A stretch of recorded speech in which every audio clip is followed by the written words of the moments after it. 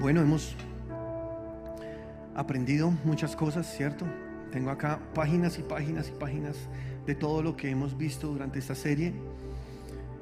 Entendimos la batalla que libramos, sabemos que no es contra hombres, no es contra carne y sangre, sino contra principados, potestades, huestes de las tinieblas. También hablamos de la armadura de Dios, lo cual es algo posicional: justificación, salvación, verdad, justicia, ¿no? Es lo que dice la palabra. El yelmo de la salvación, la coraza de justicia, el apresto del evangelio. Realmente tener la armadura es saber dónde estamos parados, saber quiénes somos en Cristo. Y a ello quiero agregar algo, y es que hay unas interpretaciones muy equivocadas acerca de lo que significa la guerra espiritual. Porque muchos tienen un concepto de guerra espiritual que es agarrarse con el diablo a golpes y pasar horas y mucho tiempo ahí haciendo. Ahora, está muy bien pasar mucho tiempo con Dios, no me vayan a malinterpretar lo que estoy diciendo, pero creo que debemos hacerlo de la manera correcta. Porque yo crecí en un hogar cristiano. Mis papás nos enseñaron la palabra de Dios y fue una bendición y se ha visto el fruto.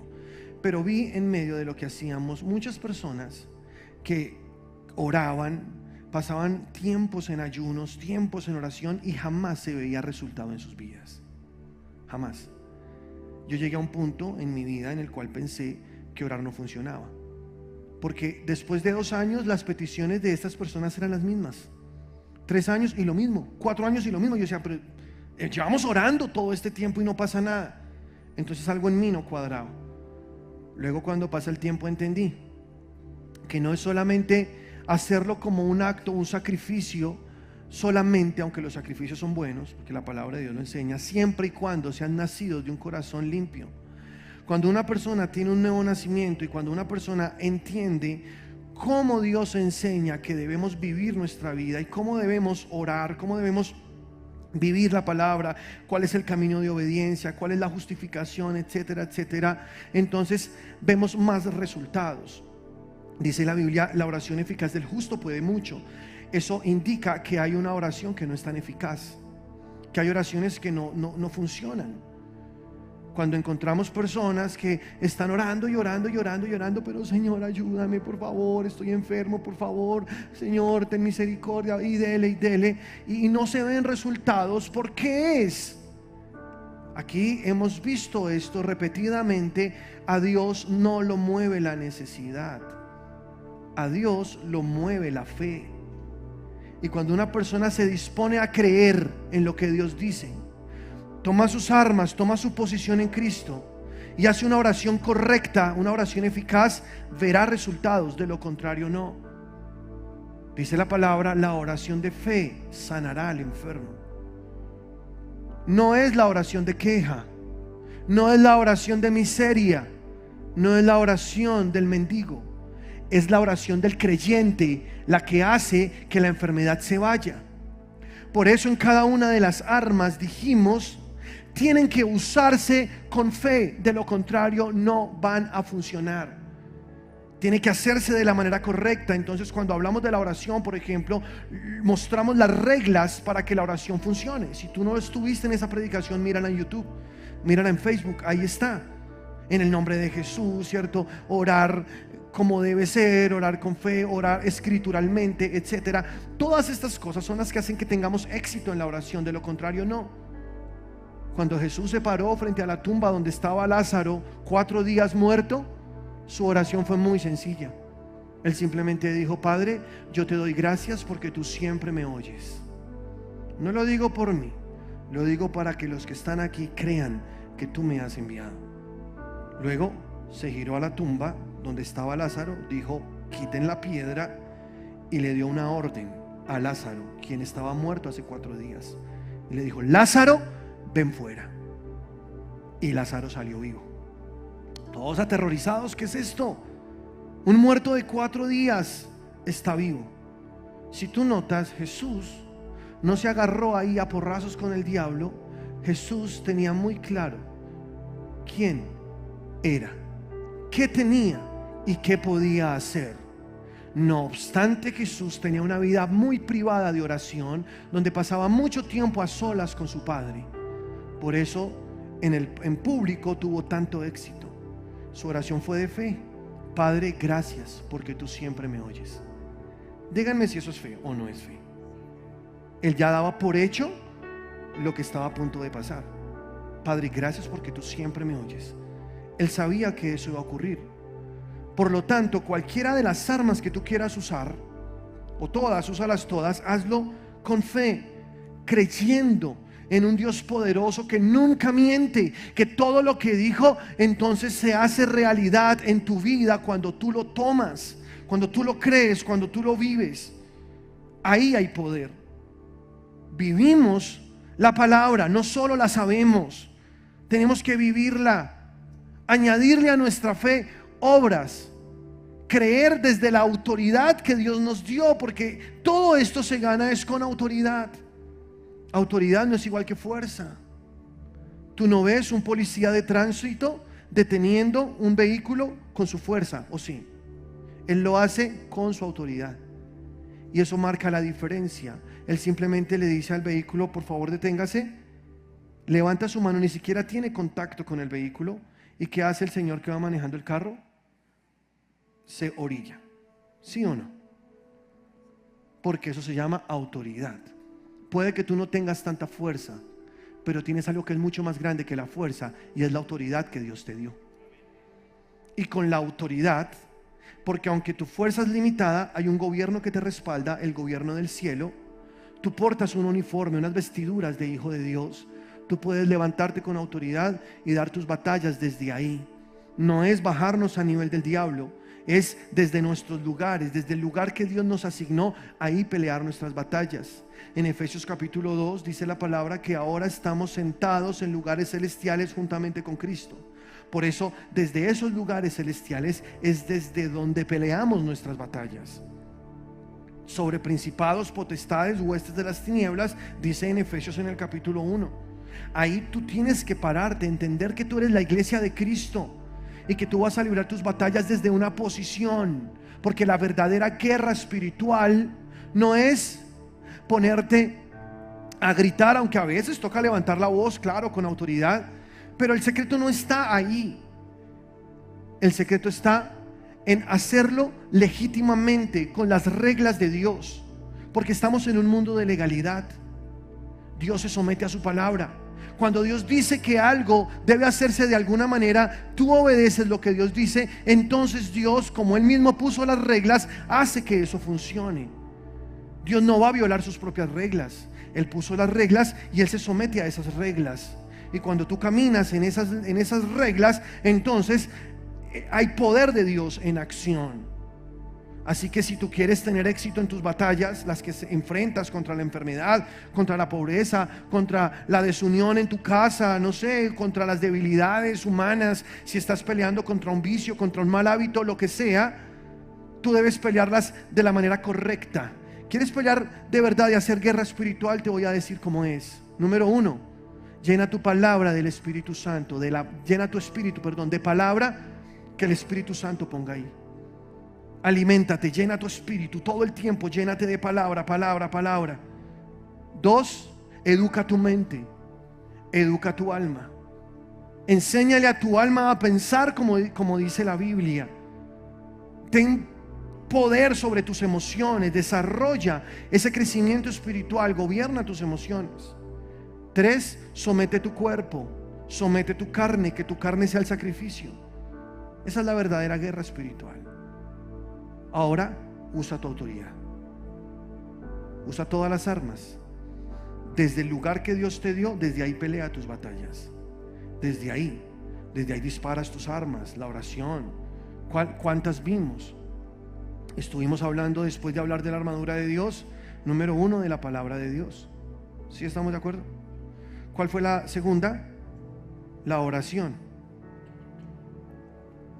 Pero la oración que prevalece, la oración escritural. Número 3, la alabanza. Es la que fusiona oración con palabra, que es muy poderosa. Después, en el número 4, hablamos de el nombre de Jesús. ¿Cuántos saben que hay poder en el nombre de Jesús? Es el nombre que es sobre todo nombre. Si hay algo que te está destruyendo y tiene un nombre, recuerda, hay un nombre más grande que ese nombre. Si lo que te está destruyendo se llama cáncer, hay un nombre más grande que el nombre del cáncer, y es el nombre poderoso de Jesús. Amén. Lo que sea. La que sigue, hablamos del Espíritu Santo. Amén. ¿Se han estado en todas? Luego, después de hablar del Espíritu Santo, hablamos de la sangre de Jesús. Y vimos lo que dice Apocalipsis: ellos le han vencido al engañador, a Satanás, a través de la sangre de Jesús. O sea, nosotros derrotamos al diablo gracias a la sangre derramada en esa cruz. Es por eso que podemos enfrentarnos al enemigo con autoridad. Luego hablamos del gozo. Hay poder en el gozo. O sea, dice la palabra que Dios se burla de sus enemigos, se ríe de ellos. Y nosotros podemos hacer exactamente lo mismo, burlarnos de nuestros enemigos. Y yo no hablo de personas, ¿no? Nuestra lucha no es contra sangre y carne. Hablo de cuando el enemigo viene a atacarte, a destruirte, a traerte depresión, por ejemplo, o a traerte enfermedad o lo que sea. Tú tienes que burlarte de tus enemigos. Hay un poder grandísimo en el gozo, ya que la palabra dice: el gozo del Señor es mi fortaleza. El gozo del Señor es nuestra fortaleza. Entonces hablamos del gozo. Como ya vimos todo eso, no voy a ir punto por punto, solo estoy haciendo un repaso. Luego hablamos de otro poder que tenemos, y es dar. El dar es un poder tremendo. Dad y se os dará, dice la palabra. Es más bienaventurado dar que recibir. ¿Qué es bienaventurado? Bienaventurado es afortunado y a la vez feliz. Eso es bienaventurado. O sea, tú eres afortunado y feliz cuando das, más que cuando recibes. Por eso a ti te debería emocionar más dar que recibir. Si a ti te emociona más recibir que dar, es porque algo está mal en ti. Porque debería emocionarte mucho dar, todo el tiempo dar, bendecir, porque el dar desata bendiciones que han estado quietas. Entonces hablábamos del dar. También luego hablamos de un tema que es muy importante, y es cierra las puertas. ¿Cuántos se acuerdan de eso? Cierra las puertas, no permitas o no le des lugar al diablo. No dejes ningún espacio para que el enemigo se mete. No hagas alianzas con los demonios. Cierra todas las puertas. De eso también estuvimos hablando. Y hace 8 días hablamos de los ángeles, nuestro ejército. Dios puso a nuestra disposición soldados para ayudarnos en nuestras batallas, para pelear por nosotros. ¿Se acuerdan? Ellos traen recursos económicos, ellos cuidan nuestro camino, ellos están todo el tiempo ahí para guardarnos. Ahora, no ponemos nuestra fe en los ángeles, no oramos a los ángeles, nada de eso, no le pedimos a los ángeles, porque eso es antibíblico. Un ángel no es el que me sana, el que me sana es Jesús. ¿Eso está claro? Soy sano por las llagas de Cristo. Solo que Dios, a través de los ángeles, hace sus operaciones en la tierra, su forma de actuar, su ejército, sus enviados. Dice que son espíritus ministradores enviados a nuestro servicio. Y ahí vamos. Amén. ¿Sí estamos ahí? Y hoy quiero terminar con algunas cosas. Voy a decirte algunas cosas así, algunos punticos. Yo tenía predicaciones de cada cosa, pero no lo voy a hacer porque ya hoy cerramos armados y peligrosos. Pero hay otra arma que es muy poderosa, y es el amor. Aunque ya hemos hablado mucho acerca del amor en todas las predicaciones, quiero ahondar un poquito más. ¿Por qué? Porque el amor es tu arma para aquellas batallas que se prolongan cuando está involucrada la voluntad de otra persona. Creo que de las batallas más difíciles de ganar, o las más demoradas, son aquellas en las que está involucrada la voluntad de otros. ¿Sí o no? Por ejemplo, en una pareja de esposos, cuando uno sí quiere y el otro no quiere, la cosa se pone complicada, ¿sí o no? Él quiere, tiene las ganas, quiere servir a Dios, es sensible, pero el cónyuge le dice: no, pero ¿para qué? Yo no quiero, no me gusta. Y entonces va a haber un problema ahí bastante fuerte. Y esas batallas son las más demoradas, porque ni siquiera Dios se mete con la voluntad de alguien, porque Dios nos dio a nosotros, a los hombres, libre. O sea, cada quien es dueño de su propia decisión. ¿Eso dice la Biblia o no? Dios jamás obliga a alguien a hacer algo, jamás. Dios no se mete a manipular la voluntad de alguien. Y si Dios no lo hace, mucho menos nosotros podemos hacerlo. Por eso tú no puedes obligar al otro a creer lo que tú estás creyendo. Tú no puedes obligar al otro a caminar en amor como tú lo estás haciendo. No puedes obligarlo a que deje los malos hábitos como tú lo has venido haciendo. Para ese tipo de peleas en la vida, para ese tipo de batallas, Dios te dio un arma poderosa, y es el amor. Porque el amor es el único poder que puede modificar la voluntad del otro. Cuando tú amas, tú puedes hacer que el otro cambie su voluntad. Eso es poderoso. Es tan poderoso que la Biblia dice que el amor es el vínculo perfecto. Que todas tus armas y todo lo que tú aprendes de Dios y vives en Dios debe estar aterrizado en el amor. Porque si algo haces sin amor, para Dios no vale. Dice la palabra: en Cristo Jesús ni la circuncisión ni la incircuncisión vale algo, sino la fe que obra por el amor. Entonces analiza. Si tú quieres ganar tus batallas, aquellas que están relacionadas con personas, tu arma debe ser el amor. Así tengas toda la fe del mundo, si no tienes amor, no va a funcionar. Porque el amor es el vínculo perfecto. Y el amor ya ha sido depositado en nuestros corazones, ha sido derramado en nuestros corazones por el Espíritu Santo. O sea, tú ya tienes la habilidad de amar. Pero amar, como también lo hemos repetido muchas veces acá, no es sentir, no es emocionarse. Amar no es tener maripositas en el estómago. Eso no es amar. Amar, de acuerdo a la palabra de Dios, es un acto de muerte. Es estar dispuesto a morir a mí, a mis gustos, a mis deseos, para beneficiar al otro. Amar, en primera carta a los Corintios capítulo 13, nos dice que el amor es sufrido, el amor es benigno, no tiene envidia, no es jactancioso, no se envanece, no se irrita, no guarda rencor, no busca lo suyo. El amor todo lo sufre, el amor todo lo puede, el amor todo lo espera, el amor todo lo soporta, el amor nunca deja de ser. Así que el amor habla más de sacrificio que de sentimiento. El poder del amor es cuando tú estás decidido a darlo todo por la otra persona sin violar tus principios. ¿Me escuchas? Hay una bella historia de un gran hombre de Dios que es nuestro bisabuelo en la fe, que es Smith Wigglesworth.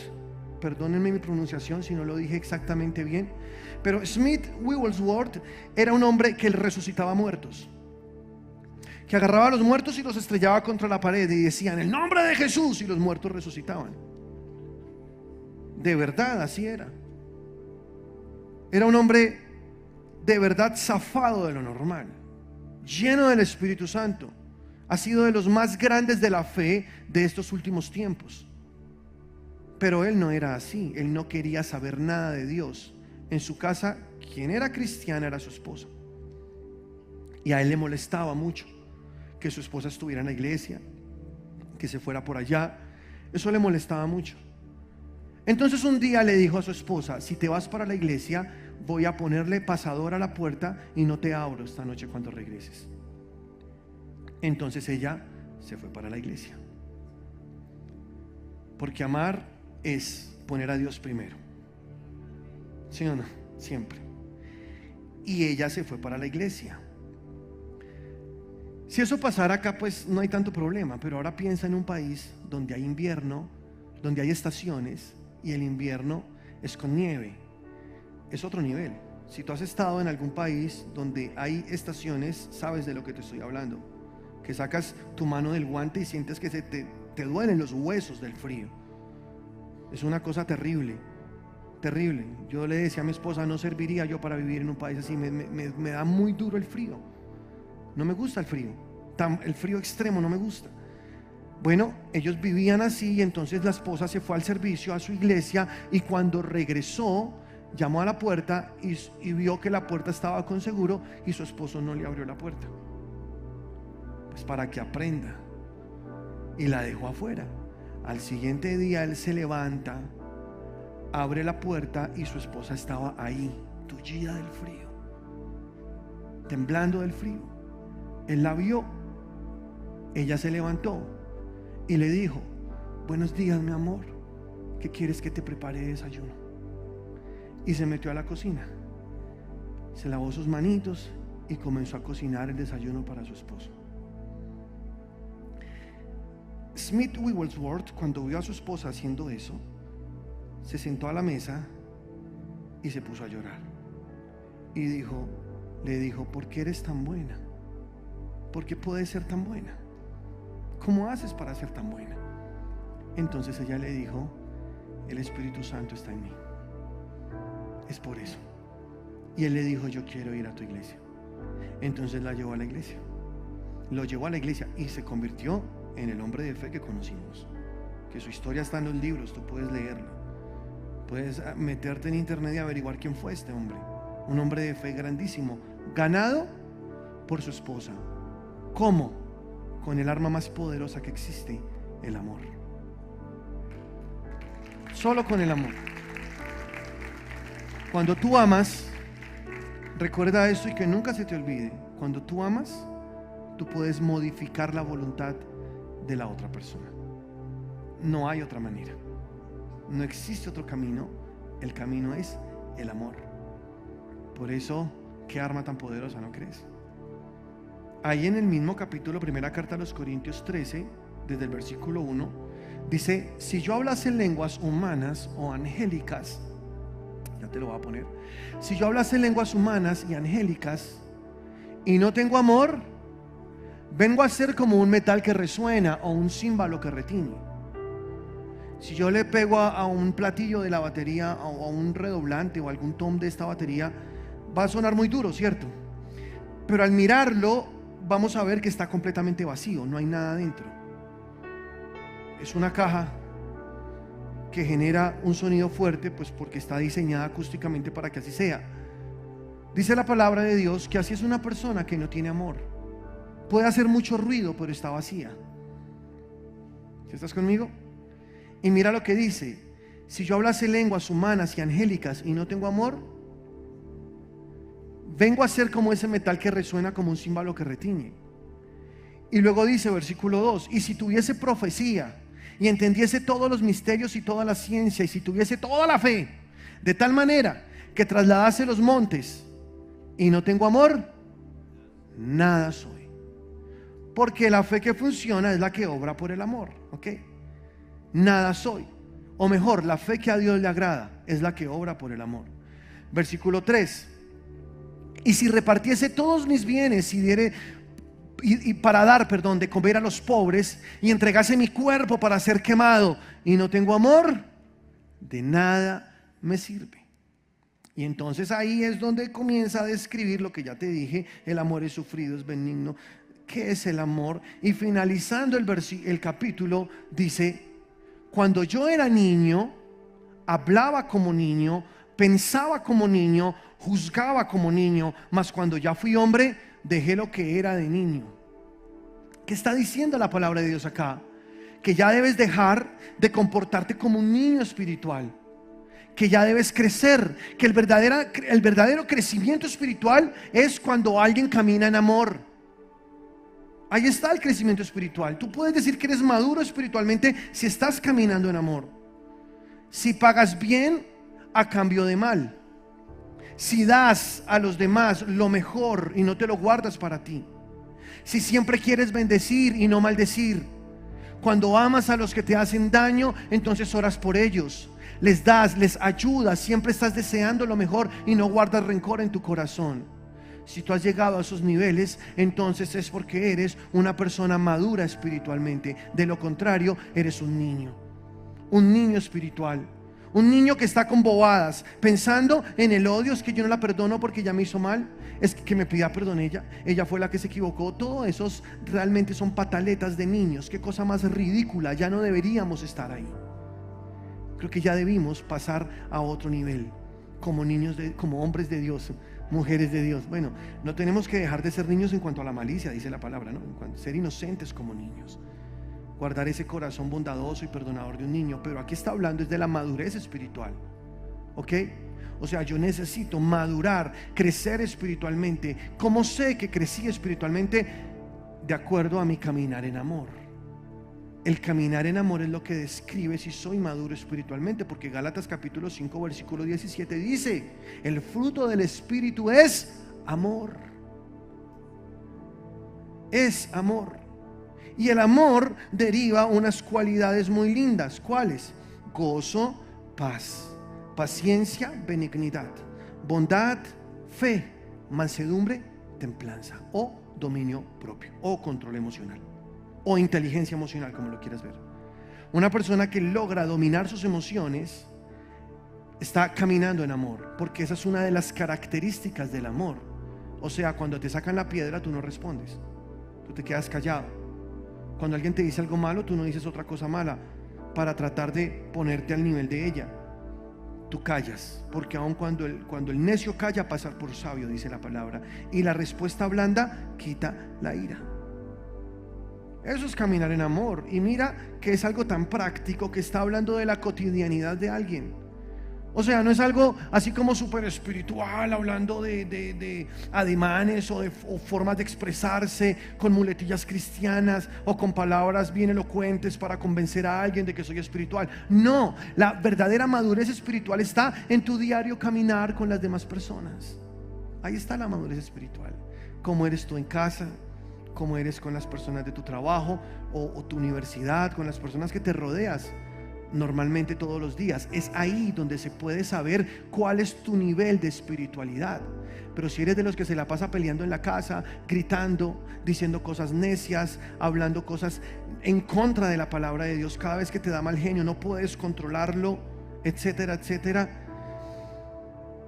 creo que te falta madurar un poco más. Necesitas conocer un poco más de esta poderosa arma que es el amor. Amén. ¿Estamos bien? ¿No están bravos conmigo? Caminen en amor, por favor, conmigo. Ahora, finalizando allí, volvamos otra vez a primera carta a los Corintios 13. Dice: cuando yo era niño hablaba como niño, pensaba como niño, pero cuando yo fui grande dejé lo que era de niño. Ahora, luego dice, vemos por espejo, oscuramente, mas entonces veremos cara a cara. Ahora conozco en parte, pero entonces conoceré como fui conocido. Nosotros amamos a Dios porque Él nos amó primero. Y este versículo que nos está describiendo es un proceso gradual que Dios está haciendo con nosotros. Poco a poco el Señor nos está llevando de aumento en aumento. Poco a poco nos está haciendo más como Él.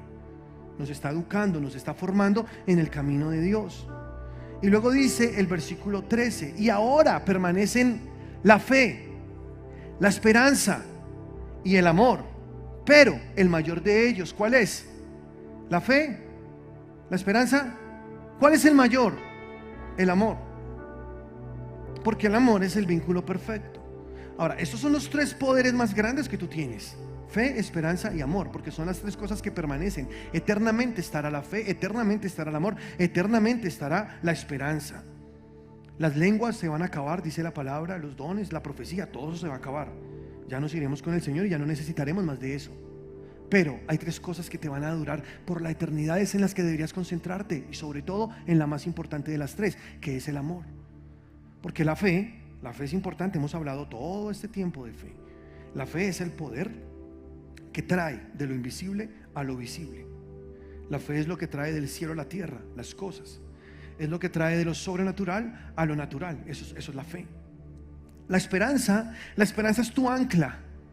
Así dice la palabra: tú tienes anclado tu corazón al cielo con la esperanza, porque es lo que te mantiene firme durante esta vida terrenal, sabiendo que hay algo más y que no todo es esto, porque es lo que te lleva a vislumbrar todo lo que el Señor ha prometido entregarte.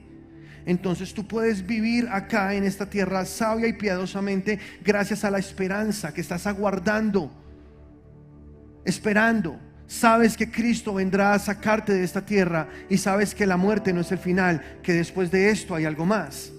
Entonces la esperanza es algo muy poderoso, ¿o no? Y la necesitaremos por la eternidad, porque siempre habrá algo nuevo de parte de Dios para nosotros. Pero dice la palabra que el amor es más grande que las dos anteriores. Entonces yo no puedo concluir la serie Armados y Peligrosos si no te hablo del amor. Y el amor te lleva a el bien. El bien. Dice la palabra: no seas vencido de lo malo, sino vence con el bien el mal. ¿Por qué? Porque tú debes meterle obras, acciones a tu fe. Y si tú estás caminando en amor, el amor es un constante sacrificio. Dice Juan capítulo 3 versículo 16: porque de tal manera amó Dios al mundo, que sintió maripositas en su estómago por todos los hombres. Dice así. Así no dice, ¿cierto? Porque de tal manera amó Dios al mundo, que envió a su Hijo unigénito, para que todo aquel que en él cree no se pierda, mas tenga vida eterna. ¿Cómo mostró su amor? Entregando a Jesús a muerte, para que a través de su sacrificio todos nosotros podamos ser llamados hijos de Dios. Amor está directamente relacionado con sacrificio. Y si tú quieres amar a alguien, tendrás que hacer sacrificios. El bien, dice la palabra: el bien y la misericordia me seguirán todos los días, y en la casa de Jehová moraré por largos días. Salmo 23, el último versículo.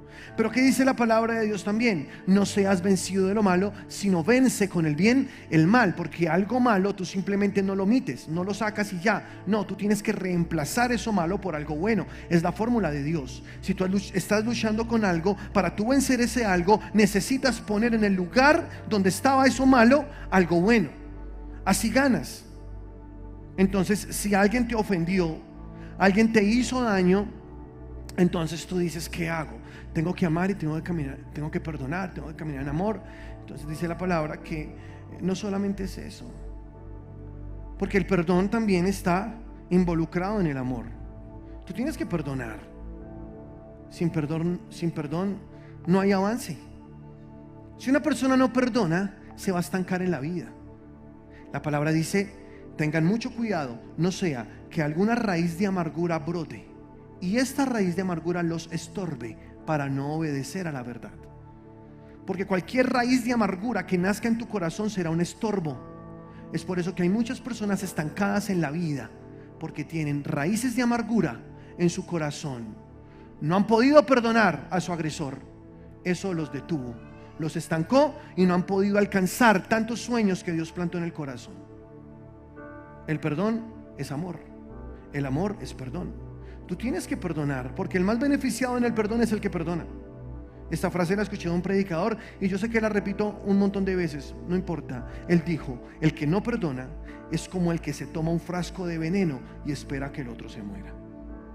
Porque el que no perdona es el que está cargando con odio, y ese odio lo va a destruir, ese odio lo va a dañar. Entonces caminar en amor es perdonar. Pero ¿cómo? Unamos los conceptos. No seas vencido de lo malo, sino vence con el bien el mal. Eso quiere decir que perdonar no es simplemente decir yo perdono. Puede que estés sintiendo aún y la herida esté abierta. No olvides que quien sana la herida es Dios, no tú. Dios es el que va a sanar tu herida. Tú haces lo posible, Dios hace lo imposible. Tu parte es tomar decisiones claras, porque perdonar es una decisión. Tú dices: yo perdono a tal persona que me hizo daño. Una vez lo hagas, toma una acción para que con el bien puedas vencer el mal.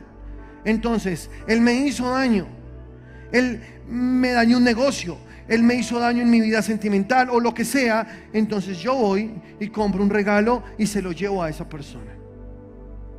Mira, esto es para ti.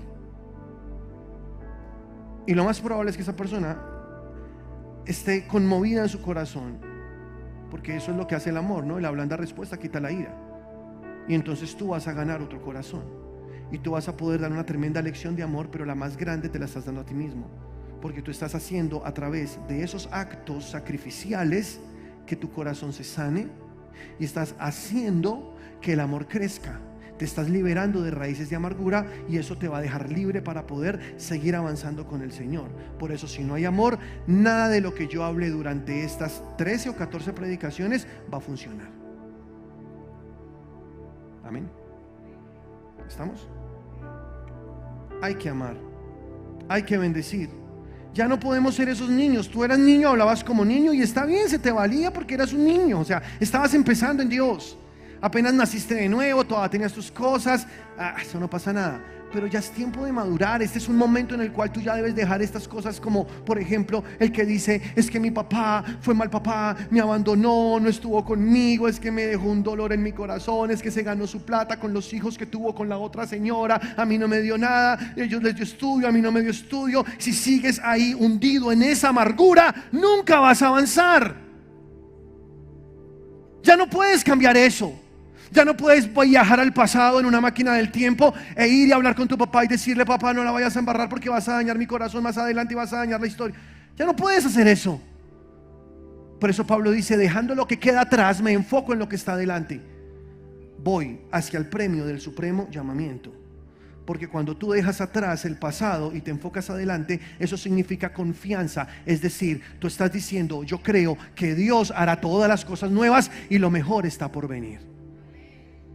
Y Dios va a restituir todo lo que el enemigo me robó, todo lo que otras personas dañaron en mí. Entonces Dios me lo va a devolver con creces, porque cuando el ladrón es sorprendido robando, tiene que pagar 7 veces lo que robó. Esa es la ley de Dios. Por eso todo lo que tú sufriste injustamente, Dios se encargará de que sea regresado a tus manos en bendición y en abundancia. El que sufrió injustamente tiene una ventaja, de verdad. Tiene una ventaja, porque la palabra de Dios dice que Dios es el Dios de los desamparados, de los que sufrieron, de la viuda, del huérfano. Dios es el Dios de aquellos que tuvieron que pasar dolores por los errores de otros, por los errores de terceros.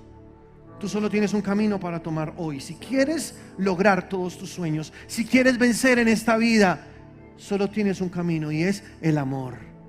Perdona, vence con el bien el mal, y verás un nuevo amanecer. Y el Señor vendrá con sus manos de amor y sanará las heridas. Y cuando Dios sana las heridas, entonces tú vas a mirar al pasado y vas a recordar sin miedo, sin dolor. Como dice la palabra, recordarás tu aflicción como aguas que pasaron. Cuando tú ya recuerdas y no te duele, es porque lograste, superaste un tremendo obstáculo que tuviste en tu vida. Pero si recuerdas y te duele, no recuerdes. No traigas a memoria las cosas pasadas. Tú sigue en tu caminar en amor, porque esa herida se sanará. Tú cooperas con el Espíritu Santo, como por ejemplo orando por la persona que te ofendió. Y no orando: Señor, destrúyelo, trae juicio. No, orando: Padre, bendice a esta persona, dale abundancia, no le tengas en cuenta su pecado. Señor, levántalo, que te conozca. Te pido que traigas muchas bendiciones económicas, dale salud. Y por dentro vas a revolverte, porque tú no quieres, tu alma se va a rebelar y va a hacerte como: oh, ¿qué estás haciendo? Ora para que Dios lo mate. No, Señor, bendícelo, bendícelo, dale abundancia, dale paz, Señor. Eso es vencer con el bien el mal.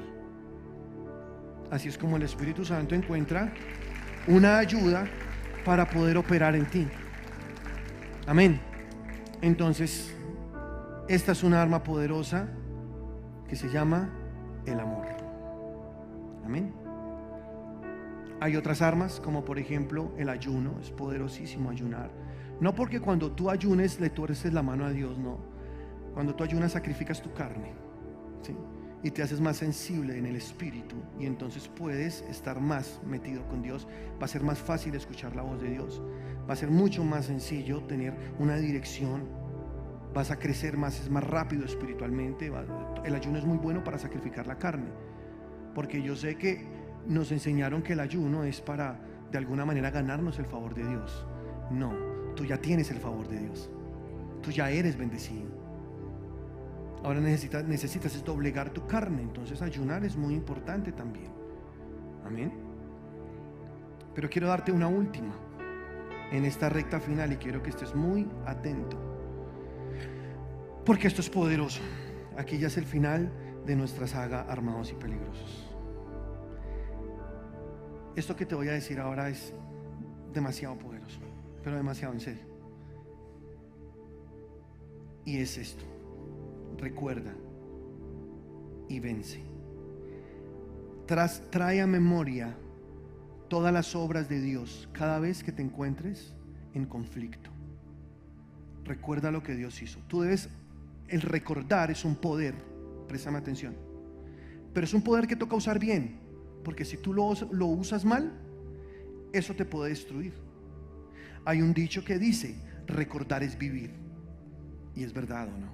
Si tú recuerdas un acontecimiento triste en tu vida, lo más probable es que te pongas triste, como estabas ese día.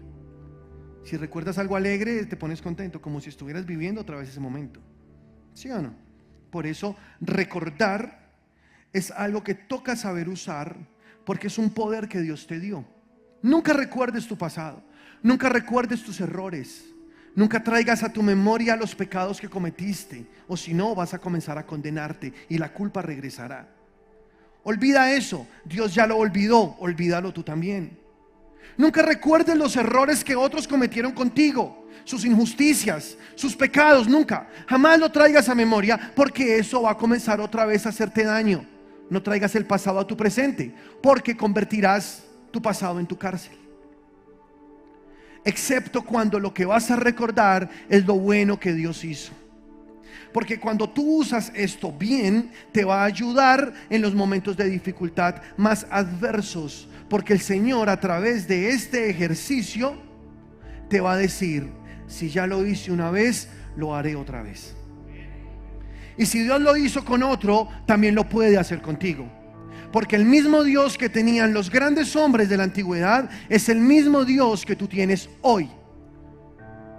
Y si Jesús lo hizo, tú también puedes hacerlo. ¿Estás conmigo? Porque Jesús vino a esta tierra a mostrarnos, a modelar. Jesús, ¿a qué vino? A modelar lo que es un hijo de Dios nacido de nuevo. Sí, él venció en la cruz y su sacrificio solo podría ser el suyo, el que salvaría a la humanidad. Estoy de acuerdo, sé esto, pero escúchame. Jesús vino a modelar la clase de vida que tiene un hijo de Dios nacido de nuevo. Cuando Nicodemo buscó a Jesús en Juan capítulo 3 está la historia, tú puedes leerla. Nicodemo era un hombre que conocía la palabra. Nicodemo sabía la Torá, conocía a los profetas, era un hombre educado, elocuente, erudito en la palabra, pero no entendía cómo Jesús podía hacer tantos milagros. Entonces corrió donde Jesús y le dijo: es que un hombre normal no puede hacer lo que tú haces. Fue de noche para que no lo vieran. Un fariseo acudiendo a Jesús cuando los fariseos decían que era un falso profeta, pero él decía: Jesús está haciendo algo, y lo que está haciendo Jesús nadie puede hacerlo. Entonces le dijo: Jesús, nadie puede hacer, ningún hombre puede hacer lo que tú haces. Escucha esta revelación. Jesús le respondió: tienes que nacer de nuevo. Como diciendo: si quieres hacer lo que yo hago, tienes que nacer de nuevo. Jesús nos modeló lo que es una persona nacida de nuevo. Respondió Jesús a Nicodemo y le dijo: de cierto te digo, que el que no naciere de nuevo no puede ver el reino de Dios. Porque el reino de Dios es esto: es justicia, es poder, es gozo. Pertenecemos a un reino invisible, el reino de la luz, el reino de Dios. Y en ese reino es posible lo que no es posible en el reino natural. Cuando tú estás viviendo en el reino de Dios, tú puedes ver los milagros de Dios manifestarse en tu vida. No hay otra manera.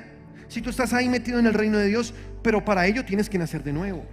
Entonces tú puedes hacer lo que Jesús hizo. Solo es recordar: ¿qué hizo Jesús? Yo puedo hacerlo. Trae a memoria las cosas que Dios hizo y entonces hazlas tú también. Trae a memoria lo que Dios hizo con otros hombres y entonces cree que contigo también Dios lo puede hacer. Y si tú ya has tenido experiencias con Dios, de milagros, de sanidades, de lo que Dios hizo contigo, recuerda esas cosas, porque si Dios lo hizo un día, lo hará otra vez. Si Él lo hizo una vez, lo hará otra vez. ¿Lo crees? Deuteronomio capítulo 7, versículo 17 dice así. Presta mucha atención a esto. Voy a leerte Nueva Traducción Viviente. Tal vez te preguntes: ¿cómo podremos conquistar a esas naciones que son mucho más poderosas que nosotros? Quizás te estás preguntando tú: ¿cómo hago para vencer esta enfermedad? Quizás te estás preguntando: ¿cómo hago para vencer el divorcio? ¿Cómo hago para que mi hijo vuelva a casa? ¿Cómo hago para vencer esta adicción que me está matando? ¿Cómo hago para que la enfermedad se vaya de mi casa? ¿Cómo hago para vencer la ruina si es un legado de generaciones? Aquí dice la palabra. Tal vez te estés preguntando esto: ¿cómo podré yo conquistar a estas naciones que son mucho más poderosas que nosotros? La respuesta de Dios es esta: no tengas miedo. Escucha, no tengas miedo. Solo recuerda lo que el Señor tu Dios le hizo al faraón y a toda la tierra de Egipto. No tengas miedo, solo recuerda. Recuerda lo que Dios hizo a Faraón y a toda la tierra de Egipto. Faraón en nuestro tiempo es tipo del diablo y Egipto es tipo del mundo. Dios nos sacó del poder de Satanás, Faraón, que nos tenía esclavizados. Jesús con su sangre nos hizo libres y nos trajo a un reino de luz donde ya no somos esclavos. Gálatas 4:7 lo dice: ya no eres esclavo, ahora eres hijo. Y como eres hijo, eres heredero de Dios. Él te sacó de las tinieblas, Romanos 8 también lo dice, y puso en tu espíritu el Espíritu Santo, el cual clama: Abba, Padre.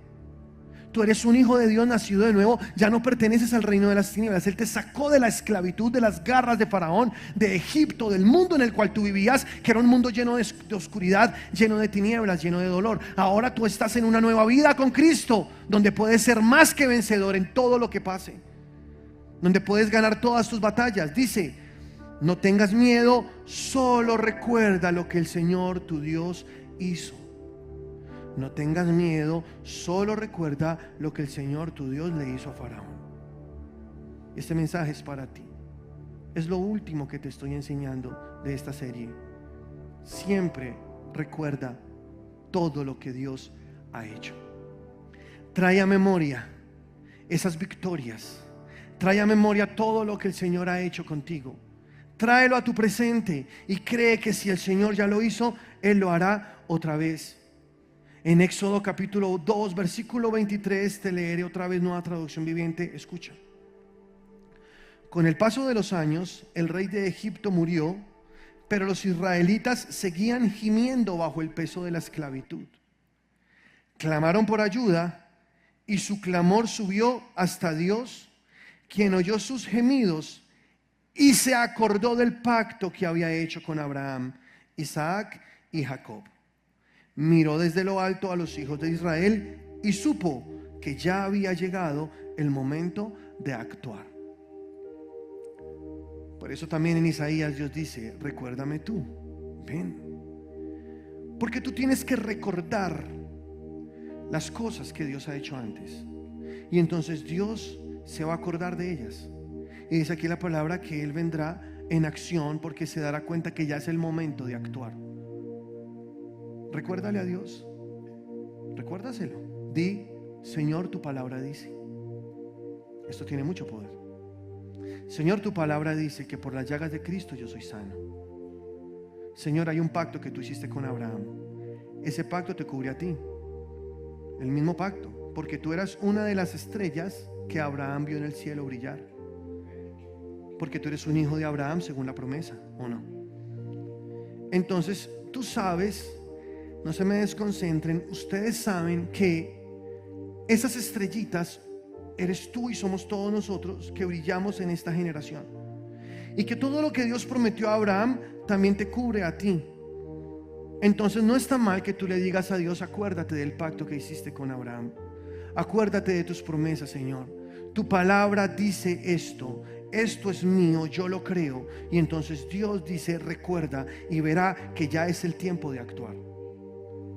Esto es tremendo, es poderoso, porque tú ahora estás en un mejor pacto con mejores promesas. Ahora estás bajo el pacto de sangre hecho con Jesús en esa cruz del Calvario. Por lo tanto tú puedes decir: Señor, tu palabra dice que por las llagas de Cristo yo soy sano.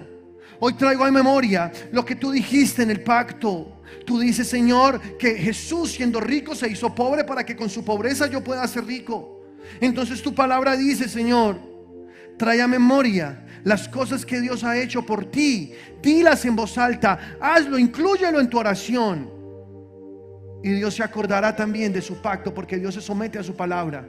Y entonces Dios dirá: es tiempo de actuar. Y vendrá y entrará en acción por ti. Ha llegado el momento de actuar.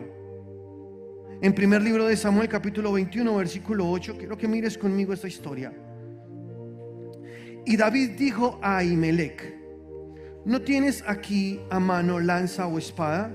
Porque no tomé en mi mano mi espada ni mis armas, por cuanto la orden del rey era apremiante. Déjame te contextualizo un poco, porque acá hay muchos tesoros. David está huyendo de Saúl. Saúl es el actual rey de Israel, ¿ok? David será el próximo rey de Israel. Ya fue ungido por Samuel, el profeta. Pero aún no puede, porque Saúl aún vive.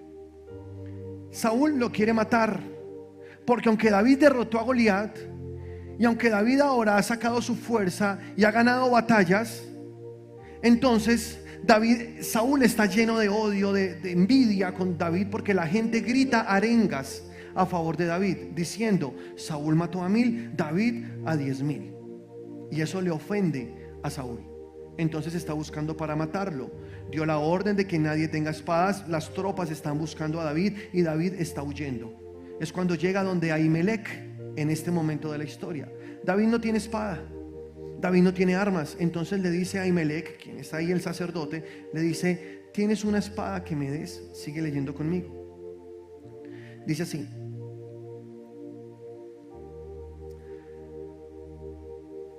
y el sacerdote respondió: la espada de Goliat, escucha, el filisteo, al que tú venciste en el valle de Ela, está aquí envuelta en un velo detrás del efod.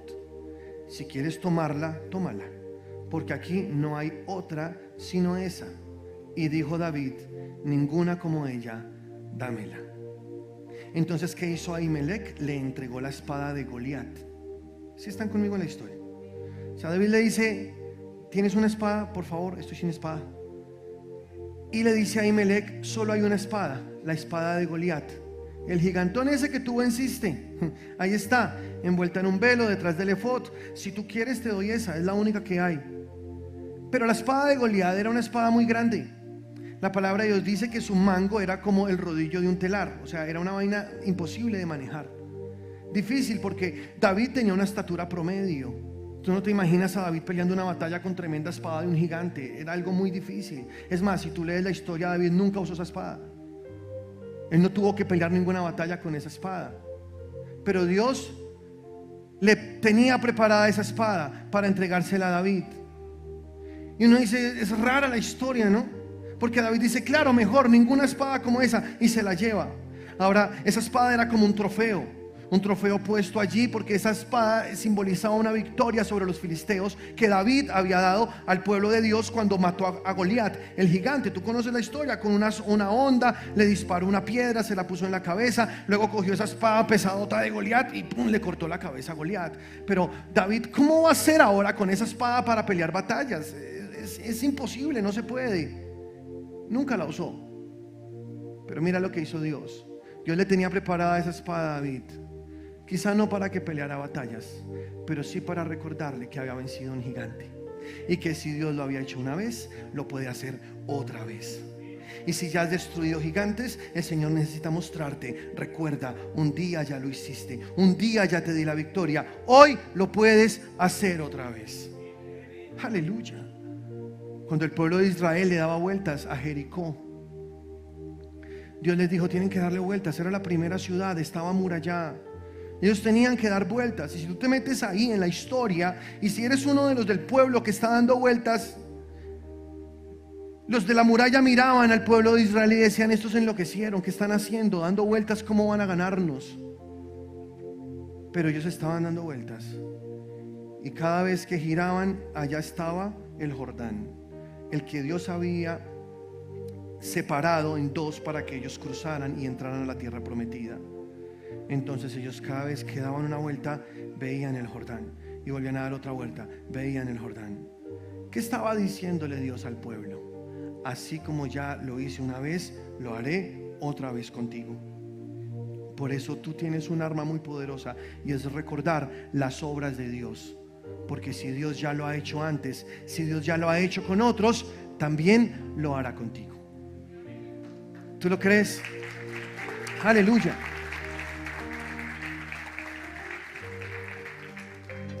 En Salmos 44:1 hay un ejemplo muy bonito de oración con respecto a lo que les estoy diciendo. Oh Dios, lo oímos con nuestros propios oídos. Nuestros antepasados nos han contado de todo lo que hiciste en su época. Hace mucho tiempo atrás, con tu poder expulsaste a las naciones paganas y entregaste toda la tierra a nuestros antepasados. Aplastaste a sus enemigos y liberaste a nuestros antepasados. No fue con sus espadas que conquistaron la tierra, ni sus brazos fuertes les dieron la victoria. Fueron tu mano derecha y tu brazo fuerte y la luz cegadora de tu rostro que los ayudó. ¿Por qué? Porque los amabas. Tú eres mi rey y mi Dios. Tú decretas la victoria de Israel. Solo con tu poder hacemos retroceder a nuestros enemigos. Solo en tu nombre podemos pisotear a nuestros adversarios. No confío en mi arco, ni dependo de que mi espada me salve. Tú eres el que nos da la victoria sobre nuestros enemigos. Avergüenzas a los que nos odian. Oh Dios, todo el día damos gloria y alabamos tu nombre constantemente. Aleluya. Que está haciendo acá el pueblo de Dios, recordando que Dios venció, que Dios dio la victoria antes, que los antepasados vieron la mano de Dios actuar a favor de ellos. Entonces su oración fue sencilla: yo reconozco que mi fuerza no puede solucionar esto. Yo reconozco que esto no lo gano con mi espada, no puedo hacerlo con mi habilidad, pero con tu poder, Señor, sí podré, porque tú aplastas a mis enemigos delante de mí. Recordar, ver hacia atrás lo que el Señor ya ha hecho, te hace levantar tu fe para librar la batalla que estás viviendo hoy. Porque Dios no ha dejado de ser Dios. Él es el mismo ayer, hoy y por los siglos. Y si Dios ya lo hizo una vez, otra vez lo hará. Otra vez lo hará. Y si Dios ya lo hizo con alguien, también lo hará por ti. Entonces hay que traer esto al corazón. Hay que recordar esto. Deuteronomio capítulo 6 versículo 20 dice: en el futuro tus hijos te preguntarán, ¿qué significan estas leyes, estos decretos y estas ordenanzas que el Señor nuestro Dios nos mandó obedecer? Entonces tú les dirás: nosotros éramos esclavos del faraón en la tierra de Egipto, pero el Señor nos sacó de Egipto con su mano poderosa. El Señor hizo señales, milagros y maravillas ante nuestros ojos. Envió castigos terribles contra Egipto, contra el faraón y contra todo su pueblo. Nos sacó de Egipto para entregarnos esta tierra que había jurado darle a nuestros antepasados. Tus hijos te preguntarán: ¿por qué vamos los domingos a la iglesia cuando mis amigos van a ciclovía? Tus hijos te van a preguntar: nosotros, ¿por qué tenemos que hacer todas estas cosas? Porque en esta casa no se practican otras cosas que sí se practican en la casa de mis amigos. Porque nosotros oramos, porque leemos la Biblia, porque escuchamos esa música. Entonces tú les vas a explicar: un día nosotros estábamos en Egipto, pero Dios nos sacó de allá con mano poderosa. Un día estábamos en la esclavitud del mundo. Un día vivíamos bajo la opresión de Satanás, pero Dios metió su mano y nos sacó con poder y nos entregó una tierra prometida, una vida llena de paz, una vida llena de alegría. Ahora queremos que ustedes sigan el mismo camino que nosotros, porque nosotros estamos encargados de transmitir a la generación siguiente la palabra de Dios, para que ellos también amen a Dios con todo su corazón. Cuando tú le das a ellos la palabra de Dios, tú los estás librando de ser esclavos en Egipto. Por eso siempre debemos recordar todo lo que Dios ha hecho y recordárselo a nuestros hijos, y pasar esto de generación a generación, porque lo que tú siembres hoy en tus hijos de palabra permanecerá allí guardado en su espíritu durante toda su vida. Y cuando tú instruyes al niño en el camino de Dios, aun cuando sea viejo, no se apartará de este camino. Entonces tienes que acordarte de las cosas poderosas que Dios hizo. Isaías capítulo 46 versículo 9 dice: acordaos de las cosas pasadas desde los tiempos antiguos, porque yo soy Dios y no hay otro Dios, y nada hay semejante a mí. Aleluya. ¿Cuántos saben que Dios es el mismo? Él no ha dejado de ser. Recuerda las cosas antiguas. Ese mismo Dios que le abrió el mar a Moisés es el mismo Dios en el que tú estás creyendo. y Dios va a abrir camino delante de ti. Aunque parece todo estar cerrado, Dios va a abrir ese camino. ¿Tú lo crees? El Dios que trajo maná en un desierto es el mismo Dios en el que tú crees y traerá la provisión que necesites para que toda tu familia esté suplida. ¿Sí lo crees? El mismo Dios que resucitó el hijo de la viuda de Naín es el mismo Dios en el que tú crees y dará vida a tus hijos y traerá vida a tu familia. Dice la palabra: trae a memoria los tiempos antiguos, porque yo soy Dios y no hay otro Dios, y nada hay semejante a mí. Dios no ha dejado de ser Dios. A Dios no lo cambian las pandemias, a Dios no lo cambian las circunstancias difíciles, ni lo cambian los problemas, a Dios tampoco lo cambia el pecado. Dios es eterno, es el mismo ayer, hoy y para siempre. Y cualquier persona que se atreva a creer en ese Dios poderoso tendrá de Dios lo que Él ofrece. Entonces tienes que traer a memoria todas estas cosas. Primer libro de Crónicas, capítulo 16, versículo 11 dice: buscad a Jehová y su poder, buscad su rostro continuamente, haced memoria de las maravillas. Escucha, haced memoria de las maravillas que ha hecho, de sus prodigios y de los juicios de su boca. Escucha, recuerda todo el tiempo y gana tus batallas en el nombre de Jesús. Porque si Dios ya lo hizo, lo hará otra vez. Por favor, ponte sobre tus pies. Y te invito a que adoremos al Señor ahí. Él está en este lugar. El rey David oraba así. Salmos capítulo 103, versículo 1. Escucha. David decía: bendice alma mía a Jehová, y bendiga todo mi ser su santo nombre. Bendice alma mía a Jehová, y no olvide ninguno de sus beneficios. No olvide sus beneficios. No olvide sus beneficios. Él es quien perdona todas tus iniquidades. Solo Él. Él es el que sana todas tus dolencias. Él es el que rescata del hoyo tu vida, el que te corona de favores y misericordias. Él es el que sacia de bien tu boca, de modo que te rejuvenezcas como el águila. No olvides ninguna de sus maravillas. No olvides ninguna de sus misericordias. Acuérdate de todo el bien que Dios ha hecho en la historia. Siempre ha sido el mismo y sigue siendo bueno para ti. No lo olvides, recuérdalo. Enfrente de tu gigante, recuerda: Dios ya ha dado victorias, a mí también me las va a dar. Vence, recuerda todo lo que Dios ha hecho. Levanta tus manos ahí al Señor. Aleluya, Él está en este lugar.